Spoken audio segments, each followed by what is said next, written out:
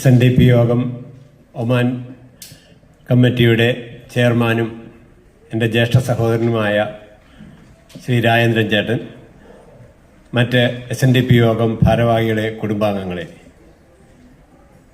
ഞാൻ ഇന്ന് രാവിലെ അദ്ദേഹത്തെ വിളിച്ചു പറഞ്ഞു, ഞാൻ എല്ലാ പരിപാടികൾക്കും SNDPയുടെ യോഗത്തിൻ്റെ എല്ലാ പരിപാടികൾക്കും പങ്കെടുക്കുന്നതാണ്. അദ്ദേഹത്തെ വിളിച്ചു പറഞ്ഞു, ഇന്ന് എനിക്ക് വരാൻ പറ്റുന്നില്ല, ഒരു അസൗകര്യമുണ്ട് എന്ന് ഞാൻ പറഞ്ഞു.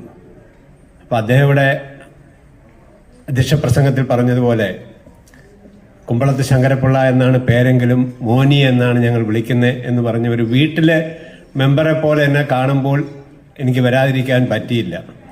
അതുകൊണ്ടാണ് ഞാൻ അദ്ദേഹത്തെ അറിയിക്കാതെ ഇവിടെ എത്തിയത്. SNDP യോഗത്തിൻ്റെ എല്ലാ പരിപാടികളിലും ഒന്നുപോലും മുടങ്ങാതെ ഞാൻ പങ്കെടുത്തിട്ടുണ്ട്.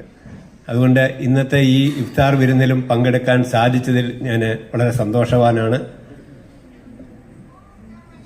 ഇത്തരം നല്ല പ്രവർത്തികൾ പല രീതിയിലും നടത്തിക്കൊണ്ടുപോകുന്ന SNDP യോഗത്തിനും അതിലെ കുടുംബാംഗങ്ങൾക്കും ഇന്നത്തെ പരിപാടിക്കും എല്ലാം